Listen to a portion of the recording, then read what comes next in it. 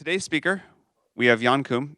Jan is the founder of WhatsApp. WhatsApp, as we mentioned in earlier iteration of this, is the startup that did everything right.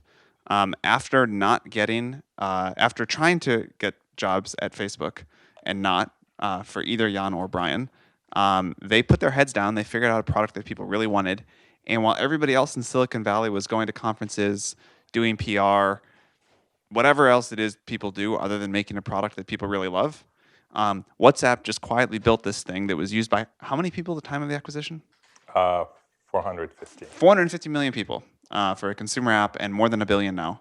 And it was acquired by Facebook a couple of years ago. And Jan can tell that story. But thank you very much for coming to talk to us. Sure. Thanks for having me. So when Sam asked me to come and speak here, I think I made some smart-ass comment how I'm going to speak about like people actually building a product and not going to class or something like that. But as Sam mentioned, we were just fortunate in a way that we stumbled into something that people really wanted. And I'll explain in a second how we got there.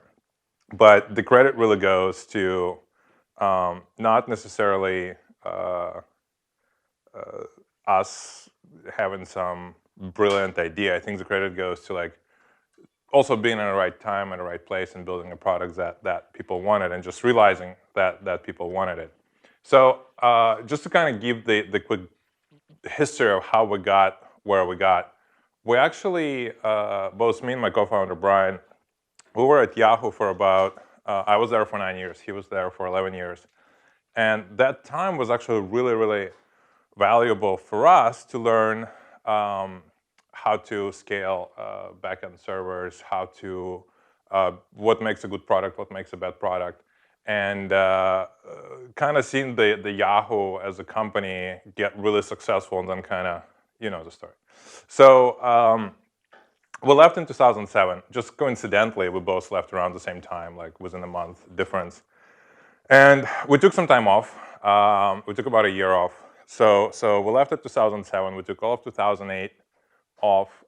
He moved to New York with his girlfriend. I was just like goofing off. And I really kind of fell in love with my Nokia phone. I had this candy bar, I think it was 6610 Nokia phone that I jailbroke. I installed like a Netmon software on it, which showed you like which mobile cell you were connected to and like all these advanced things you could do with the phone that you couldn't do when you took it out of the box. And so how 2008 ends. And January of 2009, my birthday was coming up in February. And I figured like, I'll get myself an early birthday present, I'll go buy an iPhone. So I went to Apple Store, bought an iPhone, and right around the same time as SDK came out, I think there was no SDK when iPhone first came out in 2007, but I think they released it in September of 2008. So I was like literally 3-4 months after iPhone came out, after iOS SDK came out, I got an iPhone and I started like tinkering with it. I was also really bored and I had a lot of free time, so I'm like, okay, well, let's install this weird thing called Xcode. Luckily, I had a Mac. Let's install Xcode. Let's figure out what can be done. Let's build a simple app. And then you kind of like realize, holy shit, it has full internet connectivity and it can do full TCP/IP stack. So it basically is a little computer that can talk to your server. So I'm like, okay, cool. What can we do with it? So the first thing that we built, which I don't know how many of you know the history of WhatsApp, the first thing that we built was actually this concept of a status. And so the idea was, if you ever used, and you all might be young for this, if you ever used something like AOL, AIM, or ICQ, or IRC, or any of these products, you have this concept of a status. Like Yahoo Messenger had this like away from keyboard, or I'm busy, or I'm in a meeting. And so the first thing that you would do when you use those messengers is you would like, the first message you would send was, hey, are you there? That was like the first message you sent to start a conversation with somebody on like ICQ, or if you private message somebody on IRC. Because people would be away, and so they would use the status to kind of indicate like, I'm not near a computer, or I'm AFK, or whatever. And so the idea was like, well, let's take this concept of status and just like apply it to your phone. So before people call you, they can check your status. Like maybe you're busy, maybe you're in a meeting, maybe you're traveling, whatever. So if you don't pick up, at least people know why you don't pick up. And that was kind of like the WhatsApp 1.0 application. And what we built was the app that hooked into your address book. So the other thing that kind of worked in our favor was there were address book APIs on the mobile phone. They didn't really exist on a desktop, right? If you think about desktop, like Windows from 2000 to 2008-ish, people never really put address books on their desktops. People always had address books on their mobile phones. And so even if the API existed, there was like nothing to query because the address book database was empty on all these devices. And so luckily, the one thing that Apple opened was their address book APIs, which was great for us. So what we did was, we basically went through the address book, and we could figure out if the contact in your address book was another WhatsApp user. And that's basically how the status worked. We would take your phone number, and if it was an international phone number, we would try to like normalize it to the plus format. So your phone numbers would start, all of the phone numbers in our system would start with a plus in the full international format. And we would be able to detect if the other person is a person on a WhatsApp network, a user of our product. And the idea was that before you start a phone call or before you send a message, you would check the status of this person from WhatsApp, and they would say, "Oh, I'm available," and you would call them. Right. So that was the WhatsApp 1.0. It failed horribly. Like, it was a disaster. It was depressing. Nobody used it. People downloaded it, actually, surprisingly enough. And I think people downloaded it because there were like no app spec at the time. There were like maybe, I don't know, 1,000 or 2,000 apps in the whole app store because it just went live. So we benefited from being early, but the idea wasn't that great. So people would download, and they just like never use it. People just call people like they normally would. It was really hard to replace like a native dialer, and that's kind of what we wanted to do. We wanted to replace a native dialing application. So we struggled for a little bit. We kept adding all these like weird features in retrospect. Back then, we thought they were like the best thing ever. Like, you could set your status to automatically change at a certain time of day. Like, if you knew you were always in a meeting from like 2 to 4, you could like automatically configure it to always say that you're in a meeting from 2 to 4. So it kind of had like that functionality. And then something happened around the summer of 2009. Apple introduced push notifications. So back then, if you wanted the application to wake up, the only way to wake it up was the user tapping on the application icon. And there was no way to do anything in the background, which in retrospect was really backwards, because I don't know if any of you know about Nokia Symbian phones, but like S60 and BlackBerry had all this capability, even before iPhone came out, to do auto start, to do background multitasking, to do networking, to do all of the stuff. And so like iOS actually limited what we can do. So we were like struggling. And then Apple introduced push notifications. We were like, hallelujah.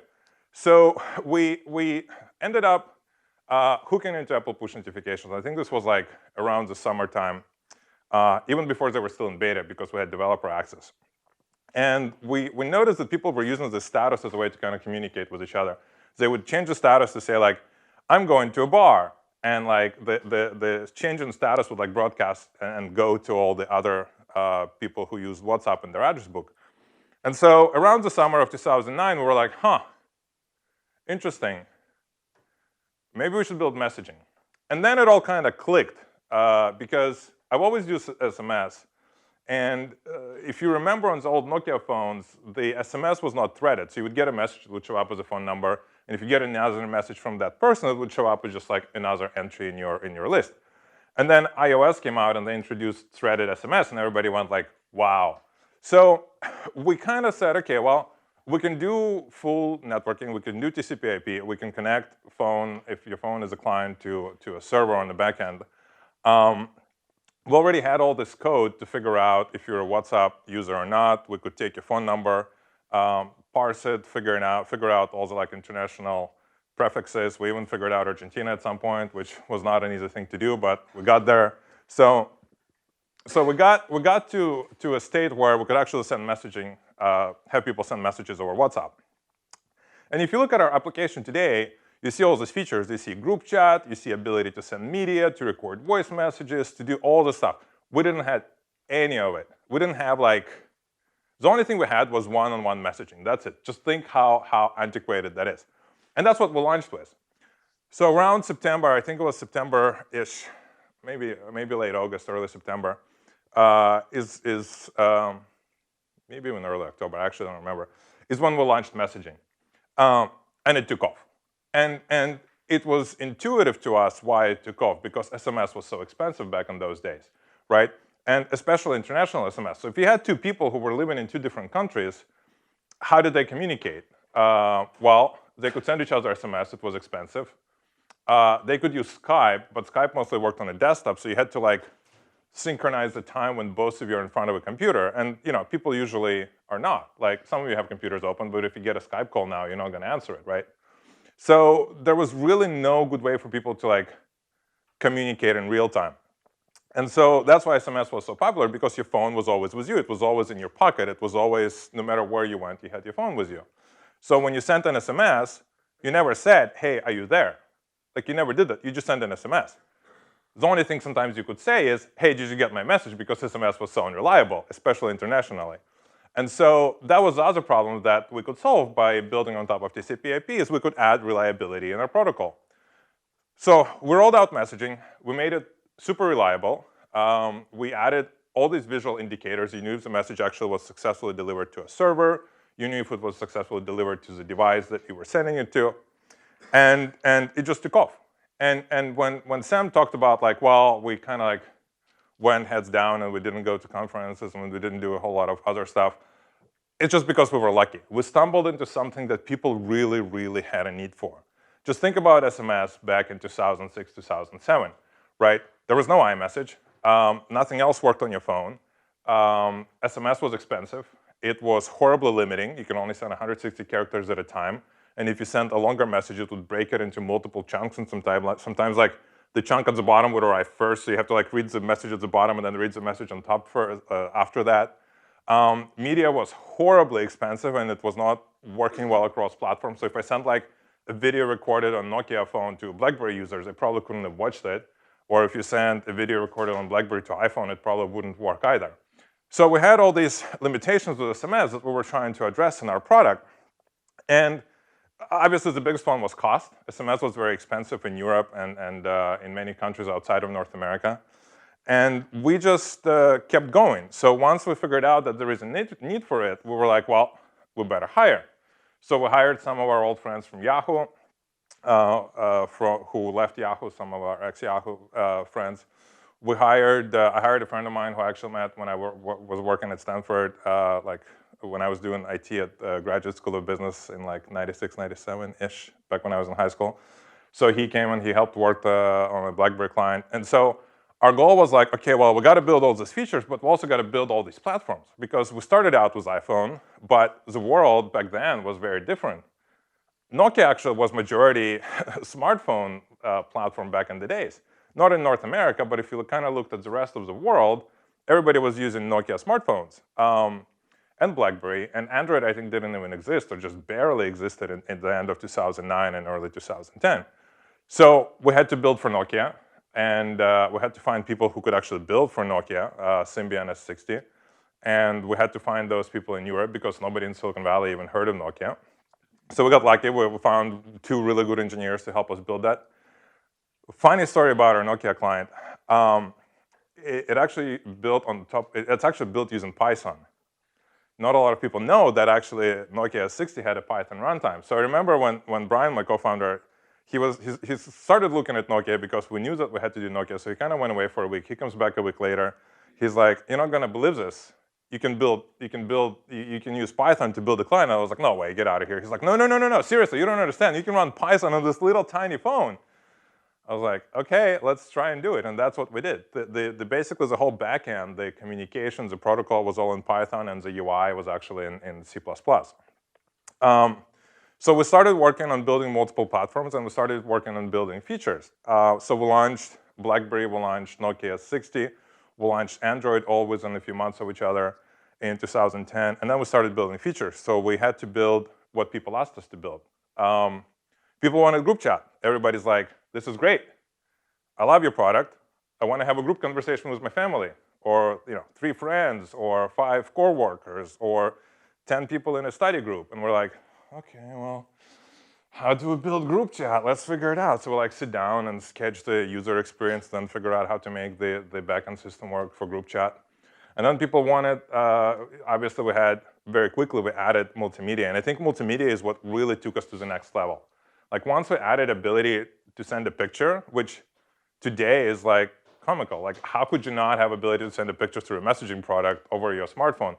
Back then, you couldn't. There was nothing that worked really well or was cheap or was reliable. So we added ability to send a picture. We added ability to send videos. We, at some point, introduced voice messages. And then things just took off. And so at that point, it was just scaling the backend. And this is where it kind of ties into what I was talking about earlier, where me and Brian worked at Yahoo. Because we spent so much time there, and because we were there in early days and we saw the company scale, we had all this experience to scale the backend. And we had our own share of outages. And our service wasn't 100% perfect. But we would make sure that we would learn from an outage and make sure that we would add the right monitoring in place, and we would have enough capacity always for holidays like Christmas and New Year's where the traffic spiked. But having that experience working at Yahoo, learning how to scale the backend systems, learning how to tweak the operating systems, the kernels, the networking stack, the Ethernet driver if you have to, it all kind of tied together. So our experience at Yahoo, our experience with difficult or challenging SMS protocol that we'll use as a consumer, kind of all combined with this perfect timing that happened in 2009, 2010 with smartphones coming online and people wanting to have this ability to communicate. And if you think about smartphone, it's ultimately, like the messaging is a killer app for a smartphone. So we just basically like stumbled into the killer app because there's nothing else you do more with a smartphone than communicate. Most of it is probably talking to your friends and family and your loved ones, either over iMessage or WhatsApp or Skype or anything else. Yes, the guy from Argentina. Could you do it again? Huh? Could you make another app again that takes off? A messaging app or just an app? Just any app. I couldn't, I'm sure you can. I already did it once. I mean, the chances of me being successful again are like 0. So the odds are on your side. So you should go and do something. So that's why we were able to actually spend all of our time heads down building a product, because we had this amazing product market fit. We had this amazing product that people wanted. They were like, give me, give me, give me. When we were rolling out Nokia S40, which was just like a step below Nokia S60, which was kind of like a feature phone, people were like emailing us asking for like, when is it going to be done? When is it going to be done? When is it going to be done? And so there was like a huge pent-up demand for any platform before we would launch it. And so that's why we didn't have like a need to go to the conferences and do a lot of PR or do anything like that, because we had people who needed our product, and we had like millions of people who were waiting for us to build a new feature or a new platform, and that's why we were able to just go heads down and build a product. So that was kind of like the background that I wanted to give you on how we got started. We can do a Q&A for the next 15, 20 minutes, and yeah. The specific thing I want to hear most about is how you dealt with the launch of iMessage and Facebook Messenger and all of the other messaging platforms. Like WhatsApp was clearly first, and then the world got scary quickly. How did you think about that? What was it like inside of the company? So how did we think about iMessage and all these other platforms? Well, so with iMessage, when did they launch? I think 2011-ish, something like that. I think 2011 at the developer conference. So the world in Silicon Valley is very different from the world outside. So in Silicon Valley, if you look around, like 90% of people have an iPhone. Not only do they have an iPhone, they have like a latest, greatest iPhone. Outside of Silicon Valley, it's like 80 or 90% Android, right? So for us, having an iMessage launch was just like a small blip on a radar. What about Facebook Messenger? So Facebook Messenger, so I think Facebook for a very long time didn't really have a good messaging story. I remember they bought this company called Beluga, which I think it was Beluga. That was group messaging, so they were kind of focused on group messaging at first, and then they shut it down and turned it into Facebook Messenger. But Facebook Messenger was part of the Facebook app. It wasn't really a dedicated app back in the days. But ultimately, if you look at a Facebook Messenger, the graph that the Facebook Messenger is using is very different from the graph on your phone. And if you think about people you add to your address book and people who you add on Facebook, there's going to be some overlap, but for the most part, it's going to be different.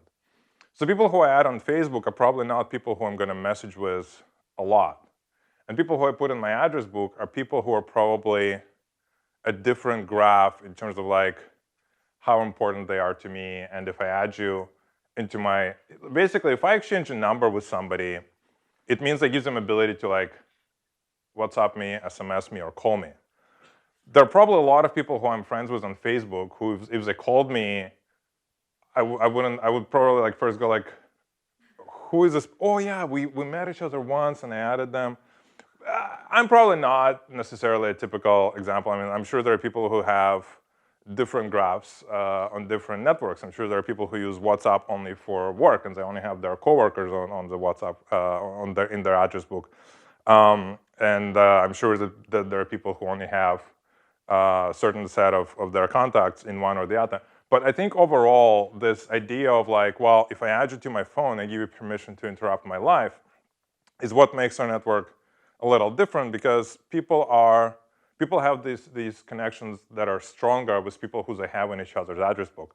With Facebook, I have people I went to high school with, I have people I went to university with, and it's great that I can keep in touch with them on Facebook, but I wouldn't want them to call me like randomly out of the blue at 7 p.m. It would be just like awkward because I haven't talked to them for years. So the graphs are different in that sense. And so we always had, kind of going back and generalizing it, we always had competition from like day one. There was actually a point in time where there was a new messaging app popping up like every month. And every month there was an article on TechCrunch how this awesome new messaging app is going to like take down all other messaging apps. And I don't know if they paid TechCrunch to write it or what, but and we would just read this and we would go like, they have no users. How can you write that story in TechCrunch? It just like makes no sense. And obviously we didn't want to say anything because we don't want to draw attention to ourselves. We actually, on purpose, like tried to stay under the radar. But it was just like kind of funny to see this from the sidelines, all this kind of like dog and pony show that happened with all these apps. I mean, there was Ping Me, there was Message Me, there was Group Me, there was Kik, there were like Hello, there were like 10 different messaging apps at some point, which kept getting all this publicity, and we were like, good for you. Have the publicity you want. We'll just stay under the radar and not have any attention drawn to us. So we always had competition, be it big guys like iMessage or Facebook Messenger, be it little guys like Kik. We always had competition. We always, even today, we still have apps like Telegram out there and Line and Kakao. But we always said that our destiny is really in our hands. Like, we can't worry too much about competition. We have to worry about our product and our users. And if we spend a lot of time thinking about competition or looking at competition, we're going to fail. Yeah. So trying to build upon what you just talked about, this social graph. I mean, I feel like there's this whole social graph. It is actually now changing. Like, at least among me and my friends. I think I don't call people like so much. I don't really send them like SMS. I would probably add people mostly on this social media, like online, Facebook, or I could add them on like chat apps like this, WhatsApp and more. But I feel like this whole social graph, it is also like changing slowly because people call less and people send SMS less. People like to do it more on this social media platforms. Do you have a view on that? And do you think there's any like opportunity on that? Or do you think this shift is even true, or? I think it's true. So the question was like, how is it? So the world is changing. People call less, and now like people add, like the social networks all kind of like merge into one now. Yeah, you're right. I think people call less these days, and people mostly message each other. I don't really know if we would do anything differently today or even back then. I think for us, the focus has always been on like, well, we want to provide a utility. We want to provide an application that is purely only about communication. So if you look at some other apps like WeChat or Line or Kakao, they do a lot of different things, right? You can like order taxis through WeChat, and you can follow people online. Like Line has a whole feed concept. And we always wanted to like build something that is really, really efficient and utilitarian, and also fast and reliable. I mean, not a lot of people can have the latest and greatest smartphone, right? A lot of people have Android phones that are low end. A lot of people have, or used to have, BlackBerry phones that didn't have a lot of horsepower and a lot of memory and a lot of CPU. So for us, it was always about reliability and efficiency of the app, and not trying to do all these different things that a lot of different social networks and apps do. Yeah. So how do you think about Messenger right now? Because now that Messenger integrated a lot of the features that WhatsApp had, I am starting to use Messenger a lot more. And that definitely takes away from the airtime of WhatsApp. So do you have an internal competition? No, I think internally there is still a lot of room for both apps to grow. I think Messenger is really strong in countries like North America, like the United States, for example. So I think we complement each other geographically. I think if you look at countries like India or Israel or Hong Kong or Germany or Spain, WhatsApp has really strong foothold in those countries. And I think if you look at something like Australia or North America, you're probably going to see Messenger do really well. So a lot of it is also not necessarily split by a graph, but also by the country you're in. Yeah. I appreciate the humility that you couldn't do it again with another app, but I'm sure people ask you all the time, for help or advice. How do you determine if you hear an idea or look at an application if it can do really well? How do you think through that? It's very simple. The question is, how do you determine if an app has a potential or is a good idea? It has to solve a really basic problem, and it has to do it in a really simple and efficient way. I mean, going back to what we built, we, in some ways, solved a problem, right? People had problem communicating when they were not in the same room, when they were in different cities or in different countries or in different time zones. And so it's not that it wasn't impossible. It's just, it was hard and it was expensive, and we made it easier and cheaper. And when you offer something to people that is easier and cheaper, people, of course, will use it. So I think the number one thing to look at for me when I look at a product, does it solve a need and doesn't solve a need on a global scale, right? If you solve a need for people on Stanford campus, that's great, but can it scale to 1 billion or 2 billion people? If you solve a need for people only in Silicon Valley by providing them chargers for their Teslas, great. How many people have Teslas in the world, right? It's got to be like a global, actually a lot of people have Teslas, I don't know.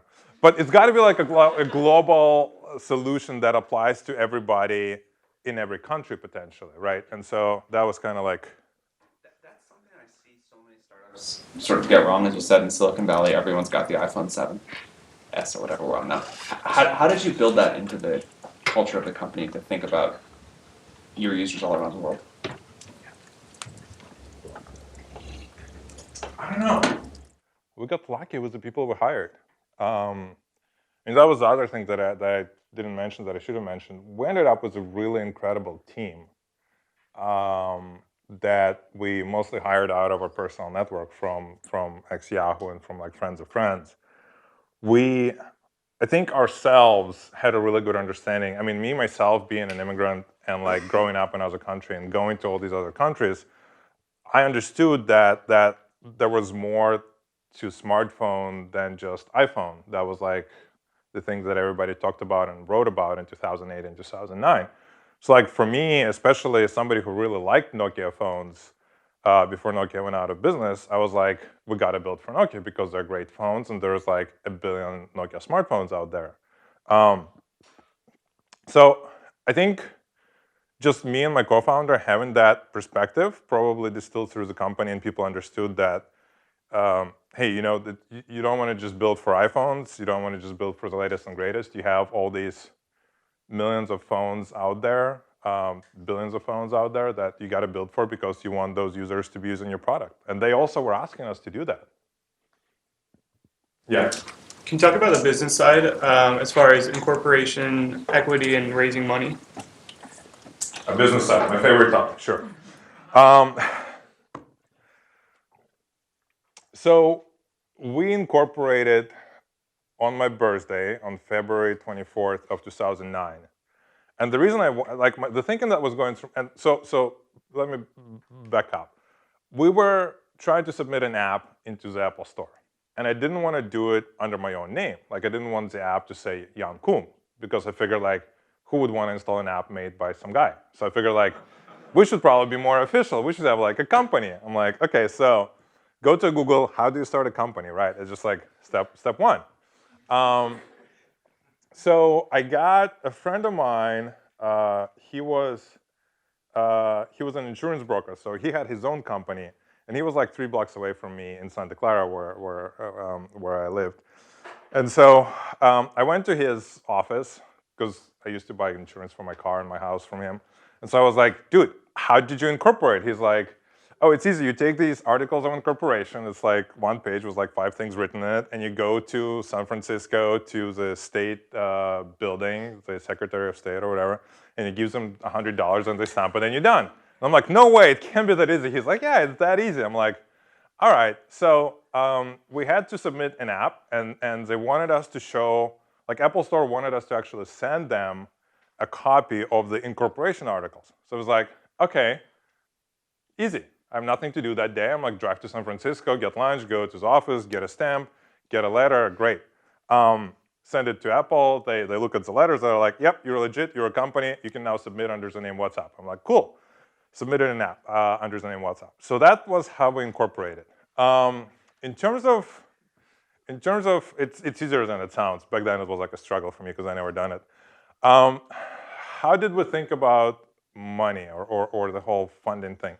So we left Yahoo with some savings because Yahoo did really well in late 90s, early 2000s. And so we had stock, we had options, we had RSUs.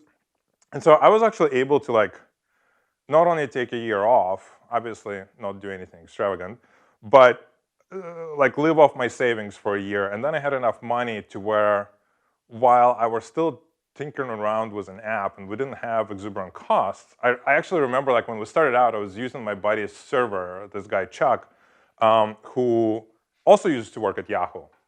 He used to run Yahoo Sports. And so like I used to sit next to the Yahoo Sports team, so we became friends. So I was like, hey, Chuck, can I use your server? I don't want to pay $20 a month for a server. He's like, yeah, sure. So like, you know, saving $20 a month on the server was a big deal for me. And so we would run like originally on his server. And I remember at some point, as we launched messaging and like saw all this growth, he's like, dude, you got to get your own servers. And I'm like, no, I'm fine. I don't want to pay for my own servers. He's like, no, you got to get your own servers. You're like taking up all this CPU and bandwidth. And like, I'm like, no, I'm fine. So eventually, like he kicked me off his server, which was great because we switched from Linux to FreeBSD, which we all loved and we had experience with at Yahoo. And so we were able to actually, for a long time, live off our savings. And since we had all this experience on how to run the company efficiently when it comes to like servers and backend and bandwidth and everything, there was not a lot of expense. The expense started when we had to go hire people. And the idea was that, okay, well, we're going to have to pay for more servers, we're going to have to pay for bandwidth, we're going to have to pay for SMS verification because to sign up on WhatsApp, you have to verify your phone number. And we did a small angel round. Can't even remember. I think it was end of 2009. We did a small angel round, and then we basically kind of kept our company running without losing too much money because in early days, iPhone app was actually paid. Like people had to pay $1 to download iPhone app, while everything else was free, like Android and BlackBerry and Nokia. And so we had people paying for iPhone app, and that kind of went to it gave us ability to pay for the bill, for electricity, for bandwidth bills, for server bills, and all that stuff.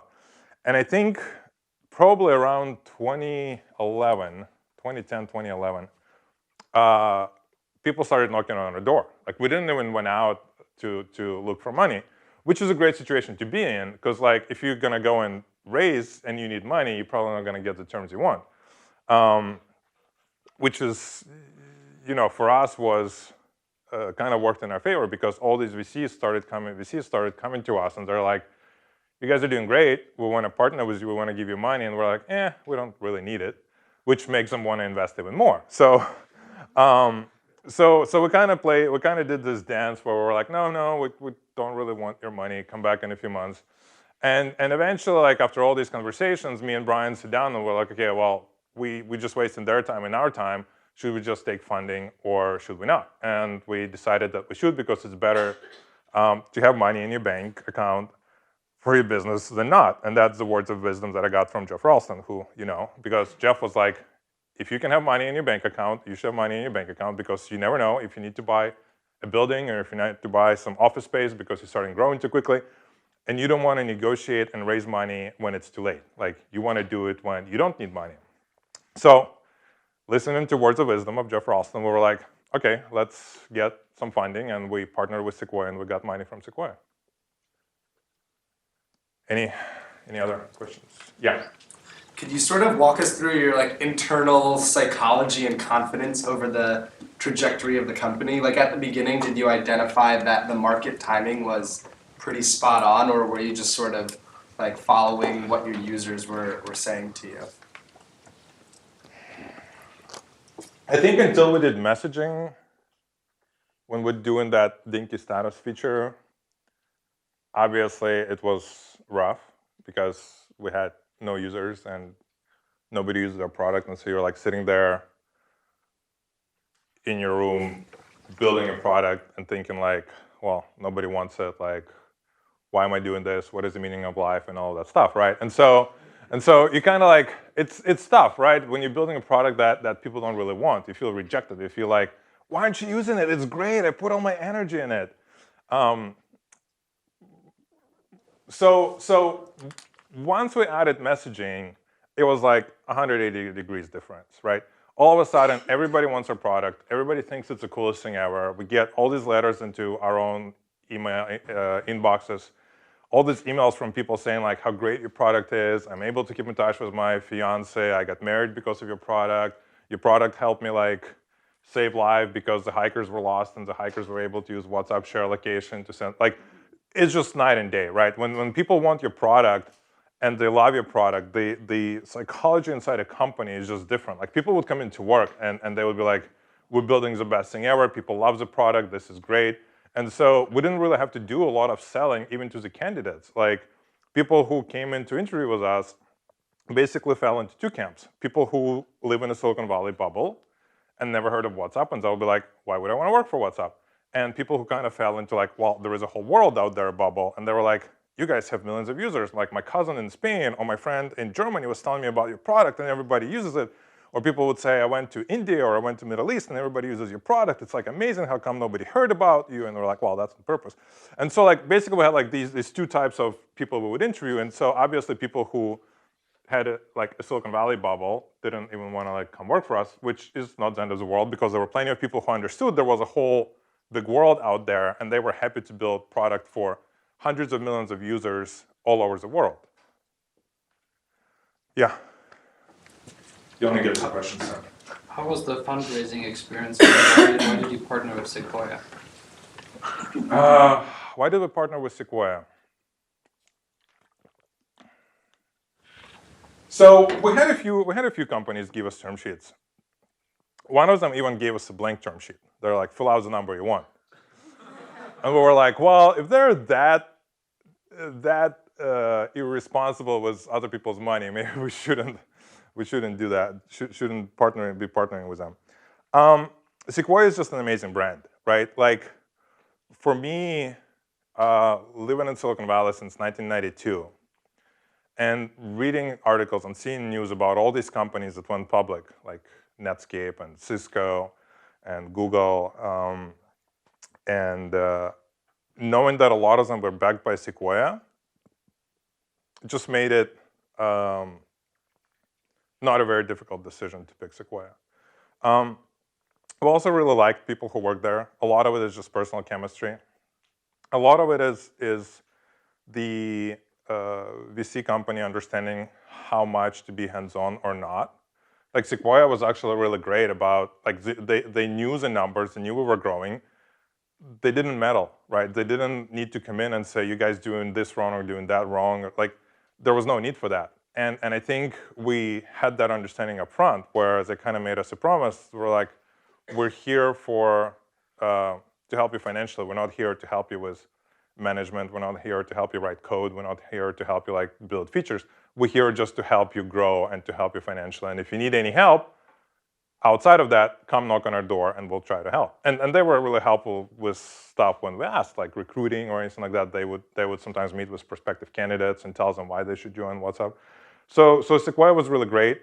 It was a brand. And I remember actually when we had multiple term sheets, me and Brian went to Geoff Ralston's house and we were talking to him. It was late in the evening. We were trying to just get advice on what should we do, and he kind of like looked at all of them, and we talked through all the different term sheets, and then he kind of said, you know, like once you're a Sequoia company, you're a Sequoia company. It's like that branding is really strong, and it means a lot. I have an important one. Yes, last one. Last one for you. But How did you get your first few thousand users back in the days of the status product? oh, well, how did we get our first 2,000 users? So there was no apps back then. And iOS, well, it wasn't iOS back then, it was iPhone OS. And the Apple Store had this category, new, what's new. And the trick was to submit a new app like every few days. So you would always show up on top of what's new. And you would make a small change to the name. Because I think back in the old days, the name difference triggered you as a new app. So we would basically have status, and then we would say like, status for your smartphone, or like status for your calls, or like status for your iPhone, or updated status. Like we would basically tweak the name a little bit with every new version we submit, which always like kept us almost always at the top of the new category. And since there are no apps, people would go to what's new category all the time to try to download whatever people would build. Because like today you have thousands of apps, back days you had like hundreds. And basically, by gaming the system a little bit, we were able to. I think that loophole got closed really quickly, but luckily by that time we already had messaging. Yeah. How do you like scale up your company? I mean, how do you scale up like WhatsApp into different countries? How do we scale into different countries? Yeah. We didn't have to scale. Well, we did have to do a couple of things. I take it back. So there were two things that we had to do. One, we had to build different platforms, because there were some countries where like iPhone just didn't exist and everybody was using either Nokia or BlackBerry or a combination of two. The second thing that we started doing early on is focusing on localization, right? So again, this kind of goes back to like Silicon Valley bubble, where everybody in Silicon Valley speaks English. Therefore, the rest of the world must speak English. Not quite. So we focused early on localization. We actually hired people internally into the company who were doing two things. They were customer support representatives, so they would help people with problems and write FAQs and help debug issues. But they were also all multilingual. So we would hire somebody who was perfect in Spanish, and we would hire somebody who was perfect in German, and we would hire somebody who is perfect in Portuguese, and we would hire somebody who is perfect in Italian. We would hire somebody who is perfect in all these languages where our apps were starting to grow, so we could build a really good localized experience. So when you download WhatsApp in Brazil, it's not in English, it's in Portuguese. And I think that is what helped us grow in all these countries.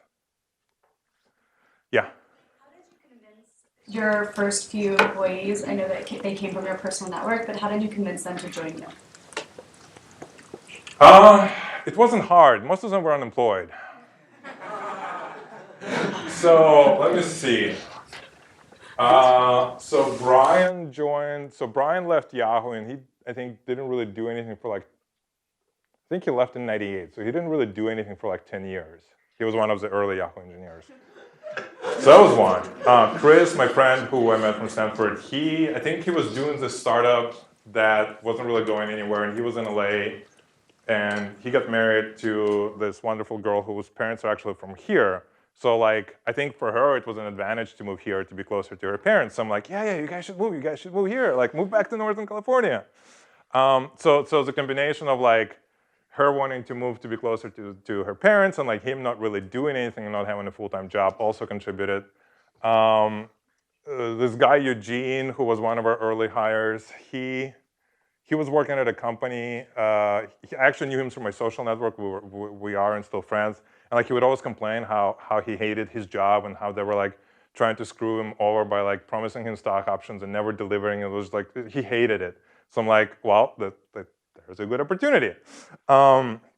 We had, let's see who else. We hired this guy, Michael, who was in New York, wasn't really doing anything also. So he was a referral through a friend of mine from Yahoo. So there was this guy, Michael Radvin, who I used to work with at Yahoo, who was working at a startup. And we would keep in touch. And at some point, I was complaining to him how hard it is to find good engineers that are smart and capable and can get shit done and don't just like sit there and theorize. And he was like, oh, I know a guy. Calls this guy Michael in New York. And so like we randomly calls this guy Michael in New York. And I'm like, hey, Michael, I got your name from other Michael. Like, do you want to come and interview?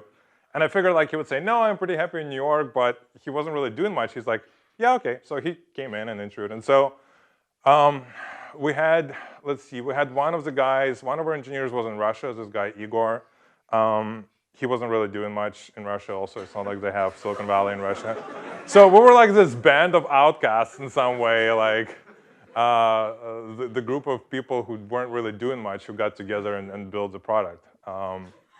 But there were also people who were working full time who actually had to like try really hard to convince to join. Like one of the guys, Rick, who helped us a lot with the backend as we were scaling the backend, he was working at Yahoo. And so like I think it took us 6 months of meetings and dinners with me and Brian trying to convince him, and we would meet him.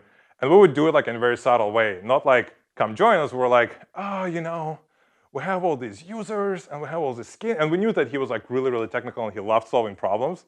So we weren't saying like, come join us and, you know, we'll give you lots of money or options or whatever. We were like playing a different angle. We were saying like, hi, Rick, if you're watching this. We were like, hey, Rick, you know, we're having all these technical problems. And we did. And we're like, we just don't know. There was like this weird issue with FreeBSD 8 where like it competes for kernel resources with Erlang. And Erlang is trying to like run on these 48 cores. And we don't know how they're like, there's some contention in the kernel. If only we could figure it out. We just need some help. And we knew that he loved doing that kind of stuff, right? So with him, we played a different angle. It took us a few months to convince him, but eventually he joined and he helped us fix a lot of bottlenecks in our system.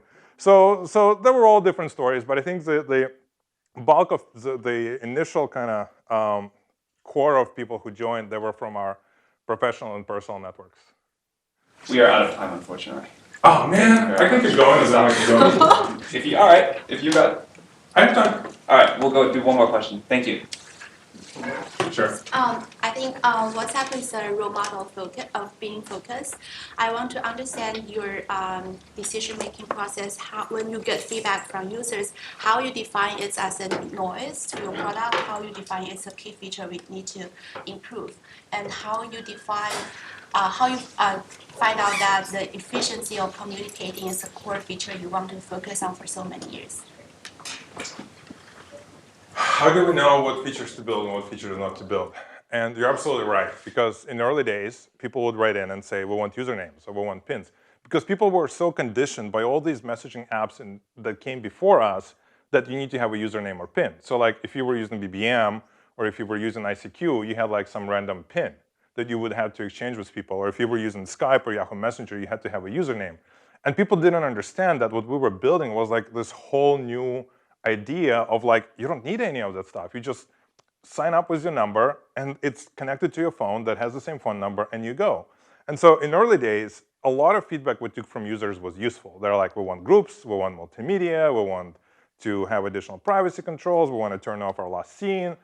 Great, we built a lot of what people asked, but we also didn't build what people asked because we didn't think it was the right fit for our product. Like having the fundamental belief and the gut feeling that what you're doing is right, and having that like vision of it's just going to work. I'm going to build it using phone numbers. I'm not going to have usernames. I'm not going to have pins because it makes product more complicated. It makes product harder to use. People forget their usernames and pins and all that stuff. Like having that belief in yourself and in the fact and knowing that what you're building is going to work is obviously also important. So that's kind of how we would make decisions. Okay, you go, and then we'll get kicked out for the 1 p.m. class. Yeah. Yeah. What do you feel about the security issue or future security issue of Messenger app? What do I feel about security issue or future security issue? For us, well, we as you know, we rolled out end-to-end encryption. And we weren't the first ones to do it. Obviously, there were apps before us that focused on security. But we were the first ones to do it on such a global scale for everybody seamlessly. Right? I mean, there is no other app today that has more than 1 billion people, that has end-to-end encryption enabled by default into everything you do, individual chats, group chats, and everything else.